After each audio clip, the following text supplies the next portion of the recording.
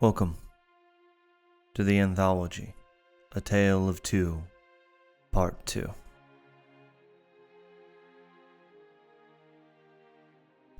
With a population of only several dozen, Bleak Bog was considerably small and hostile to anyone seen as different. If Aurelius had known, he may have tried to hide his pointed ears rather than display them as he had been taught. But how was he to know? As he got older, Aurelius learned to ignore the hateful, snide remarks about his lineage.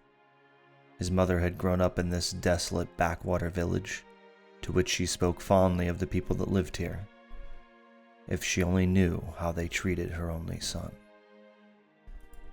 Aurelius batted away the thoughts of his mother. It only served to sadden him. This was extremely difficult most days, but nigh impossible on his birthday. The way the light found its ways through the trees, he could hear his mother recount. Of the innumerable things Aurelius could say against Bleak Bog, he couldn't deny the serenity he felt on his morning walks through the quiet dirt paths. He would often stop at the edge of the walkways, taking in the views of the wetlands, noting the amber hues his mother reminisced upon. The dense haze of the morning fog had a lavender color that coalesced with the light, creating swirling clouds of gold. Aurelius loved to watch the birds and the bugs fly through them. Tendrils of fog followed them as if attempting to reach out and capture the creatures. This was as much peace as he could get. Aurelius felt a hard shove into his back. He teetered on the edge of the bog, waving his arms dramatically to counterbalance the sudden shifting of his weight. "Out of the way, Prince," a rough voice threatened behind him. Aurelius wasn't quite able to stop himself from stepping into the edges of the water before he fell onto all fours. His pants were soaked in an instant. The thick black mud squelched beneath him. The greasy silt of the bog began to consume his hands, squeezing through his slim fingers. Aurelius turned to get a look at the source of the voice. Patker, a bog scavenger and the local drunk. He was taking his haul of foraged mushrooms and crocodile eggs to Vol. While he wasn't the most despised resident of Bleak Bog, he was a beast who was tolerated at best. He enjoyed that the open ridicule of Aurelius meant he wasn't the target of everyone's ire, and it allowed him to join in on the games of tormenting the half-elven nobleman's son. Aurelius attempted to stand in the slick silt that was devouring him. Shifting his weight, he was able to crawl back onto the pathway, now covered in a mess of mud. Aurelius sat on one knee at the edge of the water, doing his best to clean himself and maintain his balance to avoid falling in again. Why did I have to be sent here? Aurelius thought to himself. He knew the answer, but he used it as a way to think of a multitude of impossible alternatives. He knew why he was here, and while he hated the monsters that lived in Bleak Bog that tormented him for the past 4 years, he hated his father even more. Aurelius pushed past the negative thoughts that plagued him. I can't dwell. She wouldn't want me to. With getting as clean as he could using the murky bog water, Aurelius stood up, stretching his legs. A quick trip to the garden was in order, so he could collect bog bulbs. His mother always swore by their effectiveness when dealing with stains and smells. He remembered how she would grow some in a small pot in their home back in Mirth. She carefully plucked the root vegetable from the ground. A potent, nose-burning stench filled the apartment, and it made Aurelius's eyes water. He remembered how he doubted what his mother had said, but she insisted that the tricks she learned from her home always worked. Of course, she was right. After simmering the odorous root in water, and then mashing and heating further in a skillet, the flesh of the vegetable would caramelize and begin to smell sweet. She would apply it to anything and everything. Smiling, Relius felt a warmth of fondness that soon wisped away, a fleeting bittersweet memory. The hollow clattering of bones and teeth, strung up as decorations hanging from the edge of a building just ahead, added a melodic drone to the wind that harmonized with the cries of insects. It brought him back. Relius had often found the unique culture, if one could call it that, surrounding the village to be interesting. Steeped in the ancient local tradition of tribalistic hunters who roamed the bog, the mixture of civilization, specifically that with the Myrthian settlers in the Devadian wildlands, created a blend of tame savages. Ones who wore clothes, yet enjoyed to paint their faces and pierce their skin with fangs and bone.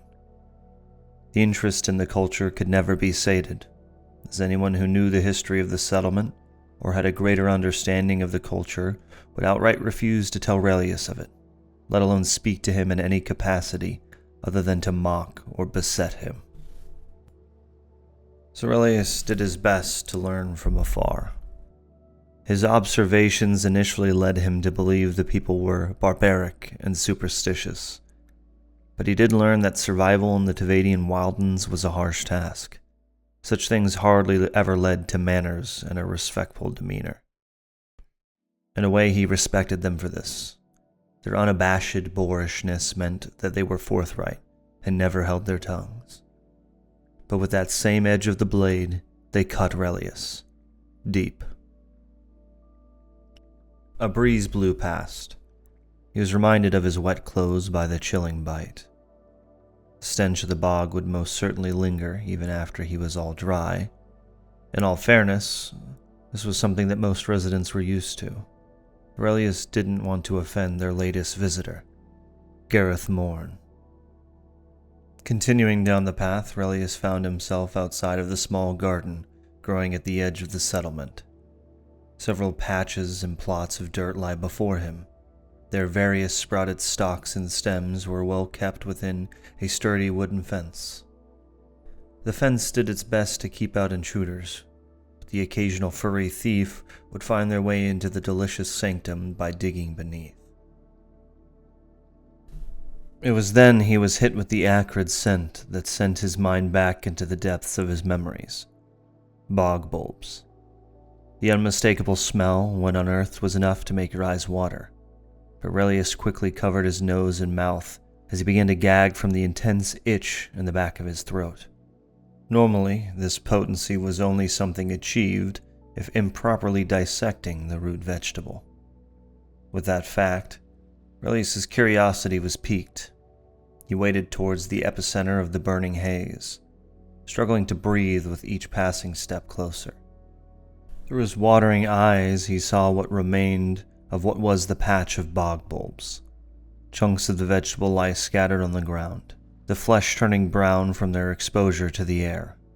All of the bog bulbs, ripped up, eaten. Relius got closer, inspecting a larger piece on the ground. It had clearly been bitten into. Jagged marks where fangs had eviscerated the flesh of the vegetable, accentuated by the shadows cast by the midday sun. As he leaned in, the cloud of acrid stench burned his throat, enough to make him cough, doubling over as he did so. He stopped when he noticed it. A footprint. Wide at the top, narrow at the bottom near the heel. Too large to be anyone from the village, but oddly humanoid. Relius bent down to get a better look. His curiosity blossomed the longer he inspected the print. 4 toes curved along the wider top of the print, with a large thumb-like digit that stuck out at the side. He looked in the direction it appeared to be moving, catching glimpses of the tracks as he followed them towards the edge of the fence. A small tuft of gray hair clung to the age-splintered wood. Relius pinched the hairs between his fingers and inspected it. The smell of wet dog wafted towards Relius, a smell he almost welcomed. The coarse hair seemed to be that of fur. Fur? Not much out here has fur that can get over the fence. Maybe save for bog sloths, but they have red fur. I guess my clothes are just going to have to smell. Relius looked onwards past the fence, noting the tracks leading further into the bog. Remains of the desolated bog bulbs were littered along the same path. Confusion gripped Relius, but there was nothing much that could be done. The only thing left to do was tell Vol, but he would not be happy. What? All of them? Vol's voice bellowed. His face began to glisten even more shades of red than normal. I went to the back of the garden after I smelled them. All of them were bitten into and thrown everywhere. Relius did his best to keep the statements matter-of-factly. What's eating the damn bog bulbs, boy? There were tracks, something, a creature. It has to be big. Do you think me stupid, Prince? What? No, we can go. You're just trying to get back at me, after all I've done. Took you in even when your own father didn't want you. You're trying to sabotage me now, aren't you, boy? Relius's eyes locked with Vol's. The teen's face was calm from years of tormenting, but his rage swirled like a gale just beneath the surface. Why do you think that I would do this? Relius said, a splash of fury boiling over with his words. Do not listen to me, boy. Vol in an instant had pushed Relius back. He flung into the wall next to the bar. The impact was finalized with the resounding crunch of wood, followed by a cacophony of glasses and bottles rattling from the force. Relius knew what came next, and with the swiftness of youthful agility he quickly moved his head as Vol's fist plummeted into the wall, splintering more of the wood. Relius, with deft movements, circled around his uncle, who pivoted and threw his elbow backwards. Unprepared for this, Relius took the strike just below the ear. The dull thud was coupled with an instant pain that radiated from the right side of his jaw. Relius stumbled forward, disoriented. Vol's years of fighting in this very bar had shown through. Relius caught himself on a set of chairs. He waited for a fist or a foot to bash him again. But instead he heard Vol and his facade of charisma doing an awful job of covering up his trembling anger. Master Gareth, so sorry for the... What's going on here? Relius heard Gareth Morin's calm tone, and he turned to see the man standing as he had before, in the middle of the tavern. Relius rubbed at his jaw where he had been hit, hoping to ease some of the pain. He looked at Gareth, whose eyes went from Vol to Relius, then back to Vol. Gareth's eyes shifted slowly, like a predator does to prey. Vol, who had completely forgotten about his guest in his rage, gave a soft, embarrassed chuckle. The boy has been causing problems, Master Gareth. He is, he's getting into his rebellious years. His mother, my sister... He said something about a creature. With a playful wave of dismissal and another embarrassed chuckle, Vol responded. Don't put no stock into the claims. The little prince has a chip on his shoulder. He's just trying to get back at his uncle because I've been teaching him some discipline. A toothy grin of satisfaction at the answer crept across Vol's face.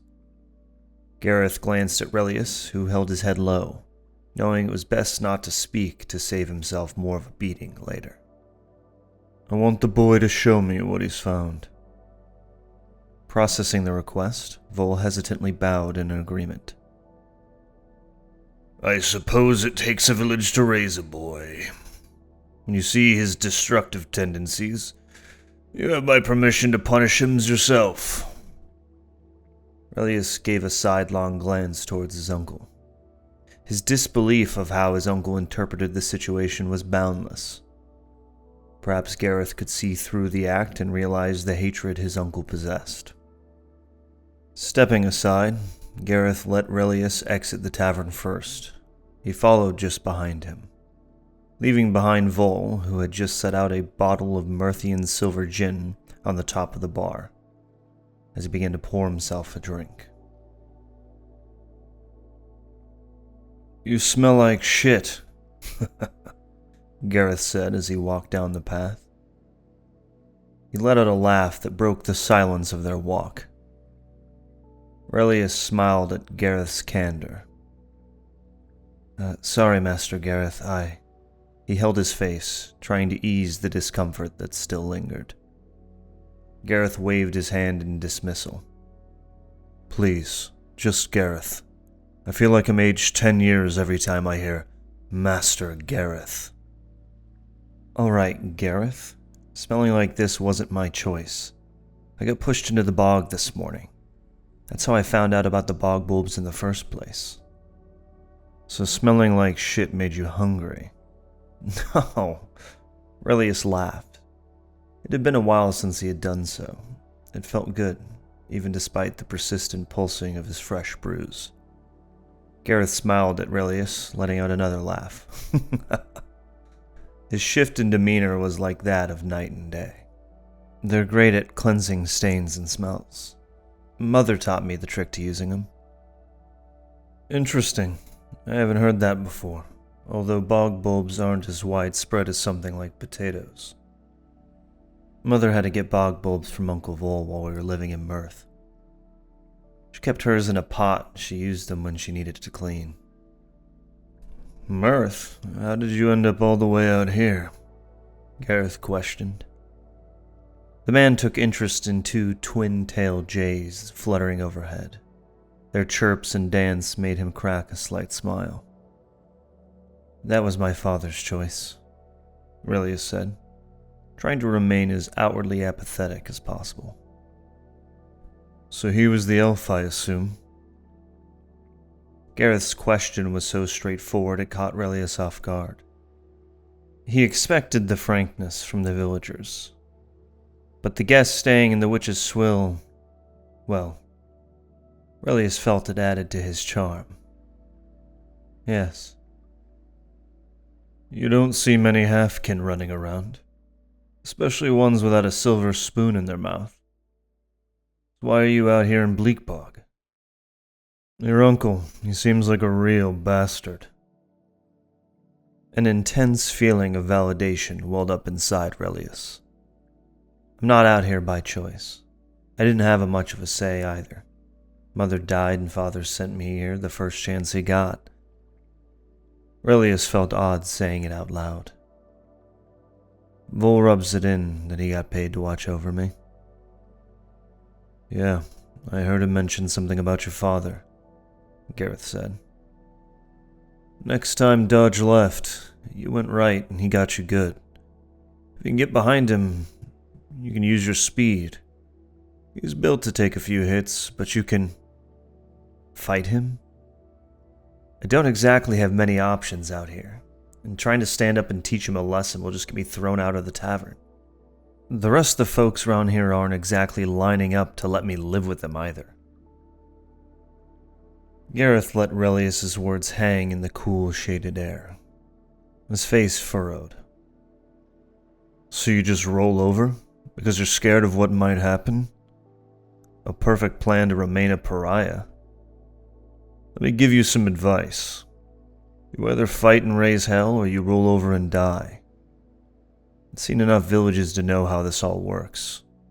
I'm telling you, I can't take on a whole village. I don't walk around with a sword on my back. You don't have to fight everyone. Just the biggest one. Gareth's voice wavered, struggling to stay calm. You aren't the boy who was shipped here. You're a man. When you realize that you're more than capable of shaping your own fate, you'll claw your way out of this hellhole. He doesn't get it. Relius rolled his eyes, staring out towards the haze that rested atop the bog. The buzz of insects and the croaking of toads flooded the silence, Dried pine needles from the Titan pines that grew overhead crunched beneath their feet. Listen, how old are you? 16? Gareth said. 17. Today's my birthday. Gareth raised an eyebrow and a smirk crept over his face. I could drink to that. Gareth pulled out a flask. The silver metal was well polished. So much so that Relius could see himself clearly in the reflection. He took a draught before he pushed it over towards Relius. Relius didn't react. I've never had any before. Gareth stopped, his arms still outstretched, but a visible look of confusion seemed to contort over it. Not even a sip? Gareth said. Vol's never offered, and I haven't really had a reason or seen a reason for it. I watch the town go crazy every night. I guess I just don't see what appeal there is in it. It's a ceremony for any man coming of age to get drunk. Gareth pulled back his flask in a flash. We won't let that first sip be on some copper-bit hooch either. I doubt Vol will be happy with his lackey being drunk. We both can't be too drunk to pour the drinks. I'll throw more coin his way. I know his type. Could get him to shut right up. You get one time in your life to celebrate like this. He should understand that at the very least. If you say so, Relius said as he shrugged. The journey was coming to an end as they rounded several of the more central thatch roof buildings. Each had their own unique collection of bone and fang wind chimes. They had passed quite a few of the villagers who gave an eye to Relius and to the stranger. While Relius was accustomed to the harsh looks, he was curious to see Gareth's reactions. To Relius' surprise, he didn't even seem to notice, or if he did, he didn't have a care to react. Approaching the garden, Gareth stopped. Relius watched as the man began to inhale, sharp, deep intakes, once, twice. I smell them. That's an interesting smell, Gareth noted. Their smell is a lot less potent now that they've been out of the dirt and exposed the air for some time. It's pretty impressive you can smell them from here.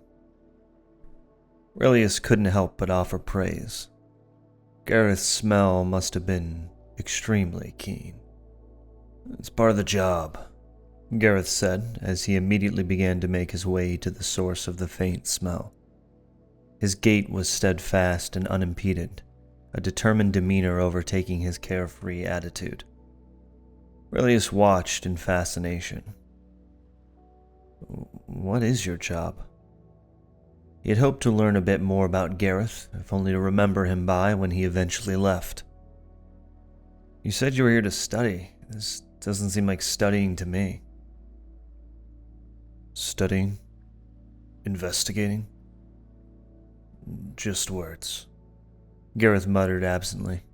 I guess you could rule out me being a poet.